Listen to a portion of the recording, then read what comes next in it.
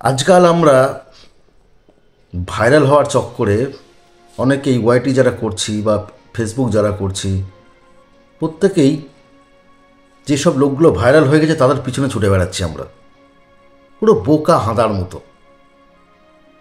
যে লোকটা ভাইরাল হয়ে গেছে তার পিছনে ছুটে তোমার লাভটা কি? তুমি তো অন্ধকারের পিছনে ছুটছো বারবার করে।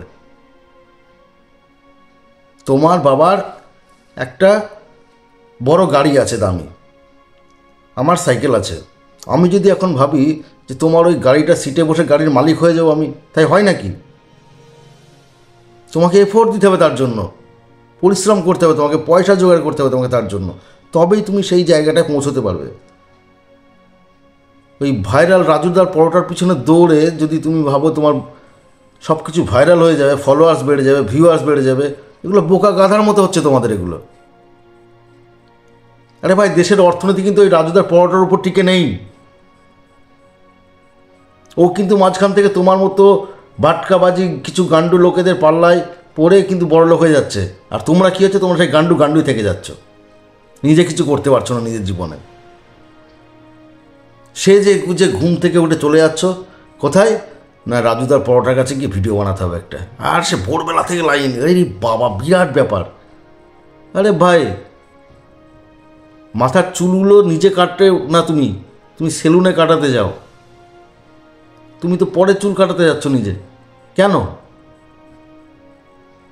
তুমি নিজে তোমার পিছনে টাইম দাও, নিজের ব্লগিং করো, ভিডিও করো, নিজের কাজগুলো ঠিকঠাকভাবে করো, ঠিক জায়গায় পৌঁছবে। ওই সাকসেস লোকের পিছনে দৌড়ে তুমি ভাববে না যে সেই সাকসেসের আঁশটে গন্ধতে তোমার ভাত হজম হয়ে যাবে। হবে না, হয়নি কারো কখনো। দেশের অর্থনীতি যেমন রাজুদার পরোটার উপর নির্ভর করে নয়, তোমার ক্যারিয়ারও কিন্তু এই রাজুদার পরোটার উপর নির্ভর করবে না। আর তুমি যদি মনে করো যে এই সমস্ত লোকেদের পিছনে দৌড়ে তোমার কিছু হবে, তাহলে পুরো বোকামি করছো নিজেকে নিজে ঠকাচ্ছ, আর কিচ্ছু না। কি হবে?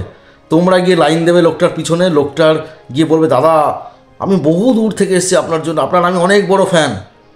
তিনি ডাকবেন, ডেকে একটা ইন্টারভিউ তোমাকে দিল হয়তো, সাপোজ দিয়ে 4টে পরোটা খাইয়ে দিল, 50 টাকা ইনকাম করে নিল। এরকম লাখ লাখ লোক যাচ্ছে ওনার কি, ওনার সেলস বাড়ছে, ওনার বিজনেস বাড়ছে, উনি মহা খুশি। আরে সাবাস, এদেশে এত গান্ডু রয়েছে, চাকরিতে এত লাইন নেই যেখানে আমার পরোটাতে এত লাইন, এই সাবাস। আরে ভাই, নিজেকে নিজে গান্ডু প্রমাণ করতে কেন যাচ্ছেন সেই দরজায়? আপনি কি পরোটার দোকান করবেন না তো? আপনি নিজে পরোটার দোকান করতে চাইছেন না, অথচ আপনি সেই পরোটার দোকানে গিয়ে আপনি নিজের টাইমটা ওয়েস্ট করে আসছেন। কেন? কী লাভ আছে আপনার? আপনি নিজের ভবিষ্যৎটা নিজে কেন নষ্ট করছেন? কেন টাইমটা নষ্ট করছেন এইভাবে গিয়ে রাত জেগে গিয়ে বসে থাকছেন একদম পাহাড়া দিয়ে?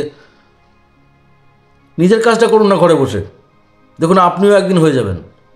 সময় দিতে হবে নিজেকে, ওটা একদিনে হয়নি, আপনিও হয়ে যাবেন। আপনি ভাবছেন একদম বাঘের লেজে পা দিলাম মানে আমিও বাঘ, না ভাই, তা হয় না।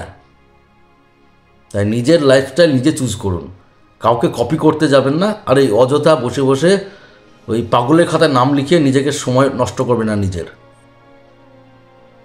তাতে করে আপনি ফেলিওর থেকে কখনোই সাকসেস ম্যান হতে পারবেন না। ফেলিয়ার থেকে আরও ফেলিয়ার জায়গায় নেমে যাচ্ছে নিজেকে, দিশায় খুঁজে পাবেন না, তখন কোথায় হারিয়ে গেছেন নিজেই বুঝতে পারবেন না। তাই নিজের মোটিভেশনটাকে পাল্টান, থিঙ্কিংটাকে পাল্টান, নিজের কাজটুকু নিজে মন দিয়ে করুন, দেখুন সাকসেস আসবে আপনার জন্য। সাকসেস মুঠোয় আছে আপনার, আপনি দেখছেন না, আপনি দৌড়েছেন সামনে। কেন? ওরা যাচ্ছে, এ যাচ্ছে, ও সে যাচ্ছে। আরে ভাই, কে যাচ্ছে, তোমার কি? তোমাকে কেউ খেতে দেয় না? তুমি পটি করতে গেলে কেউ হাত ধরে নিয়ে যায় তোমাকে পটি করাতে, তখন তো নিজেই ছোটো পটি করতে। তাহলে নিজের কাজটা কেন নিজে করতে পারছো না? নিজের কাজটাও নিজে করো, দেখো ঠিক সাকসেস আসবে।